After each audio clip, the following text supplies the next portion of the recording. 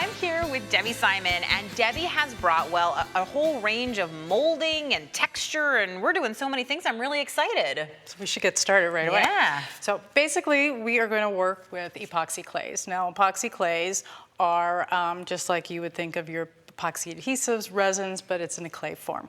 And you're always going to have a hardener, and you're always going to have a color that you need to mix. So to get started with, there's a selection, a lot of the epoxy clays will come with a selection of colors, definitely black and white, and you can actually pre-mix a lot of your colors so that you have a little more variety too. So to get started, I've already mixed the white and the pink for the color that we're going to use, and now what I need to do is add the second part, which is the hardener. Now keep in mind, you want to have 2 equal parts. Really, as long as it's eyeballed and it's close enough, I usually roll it into balls. That should be good enough. And of course, you're wearing gloves to mix everything. Absolutely. We want to keep, you know, it's still a non-toxic. It's not a bad adhesive, but at the same time, if you have sensitive skin, you don't know. So the biggest thing with mixing is you don't want to do a lot of this where you're putting a lot of friction into it and heat, because it is curing with its heat.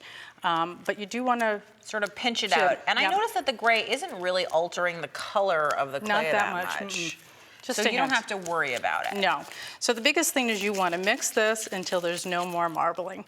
And so no more marbling, meaning it's one consistent color. Absolutely. So, and at this point, I can take off my gloves and not use them. You know, again, if you have sensitive skin, you know, just be a little careful. Well, a good point I heard too is that this way the oils in your hands don't interfere. This is a chemical reaction, you know? And the heat and everything plays into it. So now the biggest thing is, what I like to do a lot is there's an adhesive quality to this clay. And because of that, you can put so many fun things into your molds. And then again, you know, I would be taking more care with this, but you're just going to push it in. You know, and then a lot of times what I do just to finish it off is I take a piece of paper so that I can do a transfer on it, which I'll explain in a little bit. And that's, you know, if the mold was filled, it would be a nice flat finish, which I've done here. So, wait, so what we're looking at right now, just so that I'm clear, is this is actually a piece of paper. It's just it's already been trimmed or ripped down to the size of the item inside the mold. And so I've already molded this one. It's already cured. How long does it take to cure? Usually about 24 hours, but really 3 to 4 days for it to really get its hard final finish. So would you leave it in the mold for 3 to 4 days? No, you can take it out the next morning. You could probably even take it out in 3 or 4 hours. So, but I usually give it overnight. So again, here's a mold that we did. Now there's a lot of things here that we can do. You know, it's a little messy. At this point, you can just kind of clean it up. This is where you do up your cleanup. Are you using wire snips? Are they clay snips? They're wire. They're just flux cutters. And again, you could use metal scissors, things like that. You can actually even But that's very hard, which is why you're using like a metal snip, because you're essentially now cutting away anything in the mold that was just a little bit extra. So just because I'm curious about this, in order to get the paper down to the shape there, did you have to do anything special? I just cut it with scissors, and just shaped it out. But what I'm going to show you real quick is this process of removing.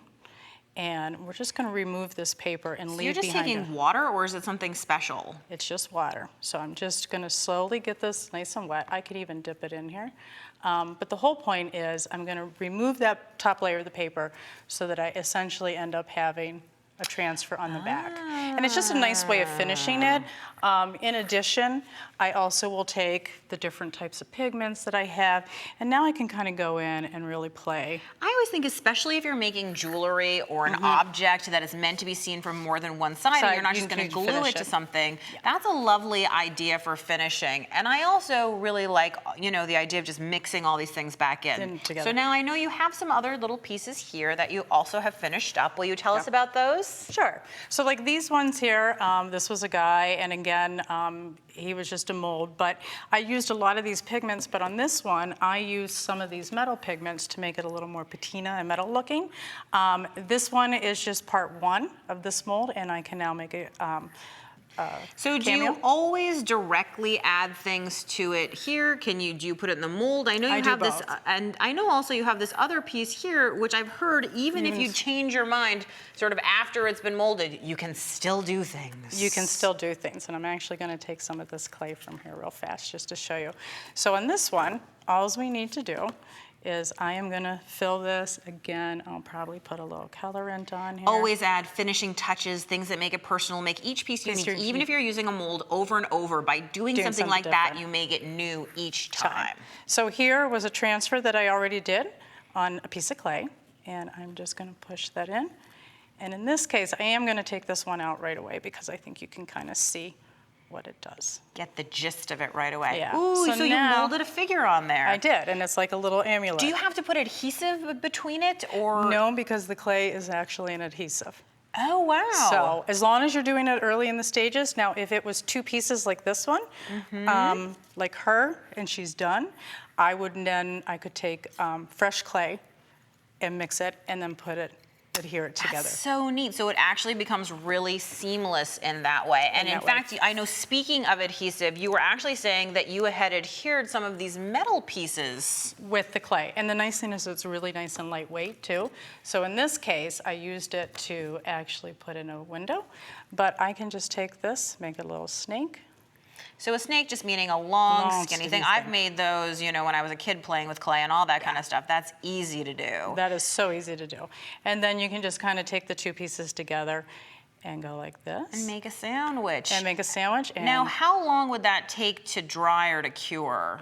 Again, same thing. It would be dry to touch in 3 or 4 hours, but at the same point tomorrow, it would probably be nice and dry, but I'd still give it 3 or 4 days before I wore it. Lots of great clay techniques for adding all sorts of cool personalization. Thank you. I always say try it. If you think of it, try it.